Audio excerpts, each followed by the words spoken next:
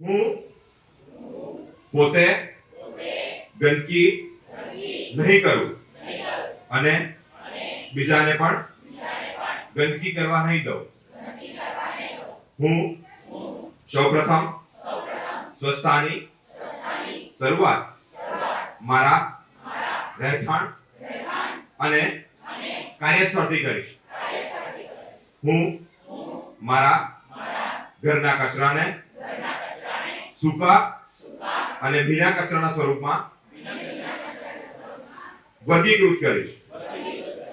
વડોદરા મહાનગરપાલિકાના door to door waste કલેક્શનમાં વાહનમાં નિકાલ કરીશ.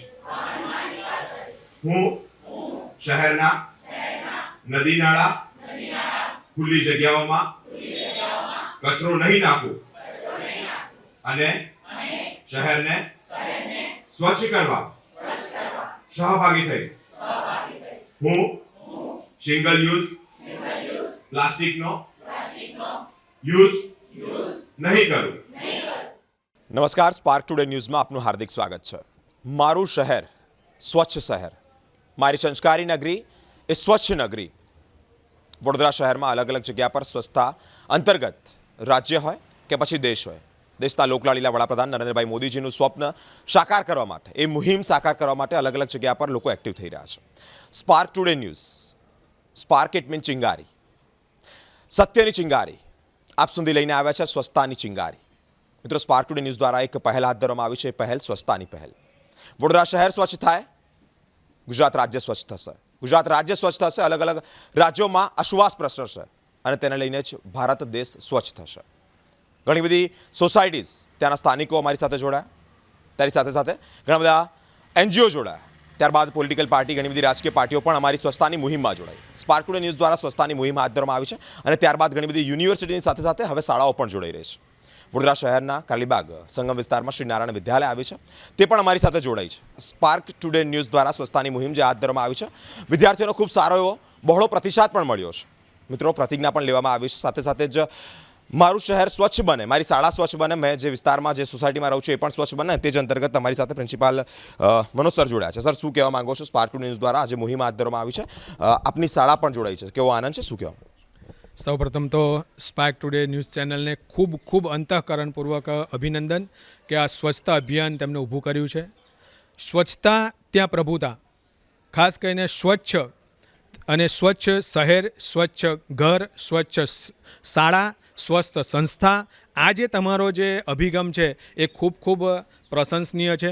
આજે અમારી નારાયણ વિદ્યાલય તમારી સાથે જોડાઈ છે અને અમે પોતે અને અમારા વિદ્યાર્થીઓએ તમારી સાથે જોડાવાની પ્રતિજ્ઞા લીધી છે કે અમે અમારી શાળા, અમારું ઘર, અમારું શહેર સતત ચોખ્ખાઈ સાથે તમારી જે અભિયાન છે એમાં અમે સતત જોડાયેલા રહીશું.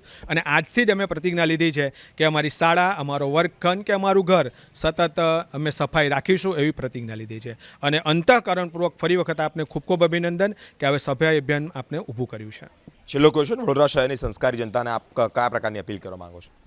સૌપ્રથમ તો સંસ્કારી નગરીના તમામ સંસ્કારી નાગરિકોને ખાસ કે મહાનગરપાલિકા દ્વારા જે સ્વચ્છતા અભિયાન ચલાવવામાં આવે છે, ખાસ તો door to door garbage collection થાય છે, ઘરને કેવી રીતે શુદ્ધ રાખવું, સોસાયટીને કેવી રીતે ચોખ્ખી રાખવી, આ જો મહાનગરપાલિકા બહુ મોટા પાયા પર આ રીતે અભિયાન ચલાવે છે, તો આપણે પણ આ અભિયાનમાં સહભાગી બનીએ અને આપણે સોસાયટી, ઘર અને આપણા વડોદરાને ચોખ્ખું રાખવામાં બને એટલો આપણો ફાળો આપીએ, એવી ખાસ અભ્યર્થના છે. સ્વચ્છતા તે પ્રભુતાનું પ્રતીક, એટલે પ્રભુ ત્યાં જ વાસ કરે છે જ્યાં સ્વચ્છતા વાસ કરે.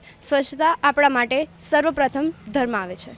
ધર્મનું પાલન કરવાનું બહુ સરસ નિયમ છે, પણ ધર્મ એટલે સ્વચ્છતાના પહેલા ચરણ પર આવે છે. જેમ કે આપણને ખબર છે કે જ્યાં पे ગંદુ પાણી જમા થઈ જાય છે ત્યાં पे મચ્છરોની બ્રીડિંગ થાય છે ને બીમારીઓ પેદા થાય છે ને આપણા હેલ્થ માટે સ્વચ્છતા ઇમ્પોર્ટન્ટ છે. શ્રી નારાયણ વિદ્યાલય કાર્યવિભાગ તરફથી અને સ્પાર્ક ટુડે તરફથી આજે જે કાર્યક્રમ યોજાયો સ્વચ્છ ભારતનો, સ્વચ્છતાની વાત કરીએ તો આજે આપણે આસપાસ જોઈ રહ્યા છે કે આપણે કારમાં બેઠા હોય કે ઘરમાં હોઈએ, નાનો મોટો કચરો આપણે રસ્તા પર નાખી દેતા હોઈએ છીએ. શું થાય છે એનાથી? બધા એવું જ વિચારે છે કે શું થાય, ફરક નથી પડતો. કચરો સવારે કોઈ ઉચકી લેશે, કાં તો પછી સવારે સાફ થઈ જશે, કાં તો બાજુવાળા લોકો કચરો કરે છે તો હું કેમ ના કરું. આ માન્યતાના લીધે જ આજે આપણે જોઈ રહ્યા છે કે અતિશય ગરમી પડી રહી છે, પાણી પ્રદૂષિત થઈ રહ્યું છે અને સાથે સાથે બીમારીઓ વધી રહી છે. સ્વચ્છતા માટે સૌથી પહેલાં જરૂર છે આપણું આંગણું સાફ કરીએ, આપણું ઘર સાફ કરીએ, સોસાયટી સાફ કરીએ અને પછી શહેર સાફ કરીએ. સારી વાતો કરવી અને બોલવી બહુ સહેલી હોય છે, પણ શરૂઆત માત્ર માણસે એકથી કરવાની હોય છે. તો અહીં શ્રી નારાયણ પરિવાર વિદ્યાલય તરફથી કારેલીબાગ ઉપસ્થિત જે શાળા છે અને અમે જે પરિવારના સભ્યો છે બધાને એક જ અપીલ કરીએ, આપણું ભવિષ્ય આપણા બાળકો છે અને બાળકોમાં સંસ્કારનું સિંચન કરવું ઘણું જરૂરી છે. શહેરની સફાઈ સાથે મનની સફાઈ પણ કરજો અને જે પણ નેગેટિવિટી છે એને પણ દૂર કરજો અને આપણા શહેરને સ્વચ્છ રાખીશું, નિર્ભર રાખીશું તો જ આવનારા ભવિષ્યને એક સારું કુદરતી વાતાવરણ આપી શકીશું. અને આપણે એમાં સૌપ્રથમ ઇન્ડિવિજ્યુઅલ લેવલ પર એક પહેલ કરવી બહુ જરૂરી છે. Thank you. તો આપણે સાંભળ્યું જ શહેરના કારેલીબાગ વિસ્તારમાં આવેલી શ્રી નારાયણ વિદ્યાલયના જે બાળકો છે તેઓનો ઉત્સાહ કંઈક ડિફરન્ટ જોવા મળ્યો, એક અનેરો આનંદ જોવા મળ્યો કે મારી શાળા સ્વચ્છ થાય. સૌપ્રથમ તેઓએ વાત કરી કે મારું વર્ગખંડ સ્વચ્છ થાય, જે બેન્ચીસ પર બેઠો છું ત્યાં ગંદકી ન હોવી જોઈએ. ત્યારબાદ મારો ક્લાસરૂમ સ્વચ્છ થાય, મેં જે વિસ્તારમાં ભણું છું એ શાળા સ્વચ્છ થાય. મિત્રો સાથે સાથે સોસાયટી સ્વચ્છ થાય, શહેર સ્વચ્છ થાય, રાજ્ય અને પછી દેશ. અલગ અલગ રીતે આ જે બાળકો છે તેઓ પ્રતિજ્ઞા પણ લીધી, સાથે સાથે સ્વચ્છતા પણ કરી. મિત્રો શ્રી નારાયણ વિદ્યાલય ખાતે જ્યારે સ્પાર્ક ટુડે ન્યૂઝની ટીમ આવી પહોંચી છે, ખૂબ સરાહનીય કામગીરી. તે લોકો પણ અમારી આ સ્વચ્છતાની મુહિમમાં જોડાયા છે. મનોજ સર તરફથી જે પ્રમાણે જાણવા મળ્યું તે જ પ્રમાણે ખૂબ સારી એવી અપીલ પણ શહેરીજનોને તેઓએ કરી છે. વડોદરા શહેર એ સંસ્કારી નગરી ગણાય છે. આ મુહિમમાં તમામ લોકો જોડાઈ રહ્યા છે. ફરી એકવાર આપ સૌને અપીલ કરું છું, સ્પાર્ક ટુડે ન્યૂઝ દ્વારા સ્વચ્છતાની મુહિમમાં શ્રી નારાયણ વિદ્યાલય જોડાઈ તે બદલ પણ તેઓનો આભાર વ્યક્ત કરે છે. સાથે સાથે ઘણી બધી NGO, ઘણા બધા રાજકીય સંગઠનો પણ જોડાઈ રહ્યા છે, ઘણી બધી સોસાયટીના લોકો પણ જોડાઈ રહ્યા છે. ફરી એકવાર આપને પણ આહવાન કરું છું, એક અપીલ કરું છું, સ્પાર્ક ટુડે ન્યૂઝ દ્વારા ચલાવવામાં આવેલી સ્વચ્છતાની મુહિમમાં આપ પણ જોડાઈ અને શહેરને સ્વચ્છ રાખીએ, દેશને સ્વચ્છ રાખીએ અને વડાપ્રધાન શ્રી સાથે સાથે ઘણા બધા મહાનુભાવોનું એક સ્વપ્નું આપણે સાકાર કરીએ અને સ્વચ્છતા ત્યાં પ્રભુતાનું મિશન એ સ્લગ આપણે ચરિતાર્થ કરીએ તેવી એક અભ્યર્થના સાથે વિરમું છું. કેમેરામેન ગૌતમ સાથે હું Biren, spark today news Vadodara.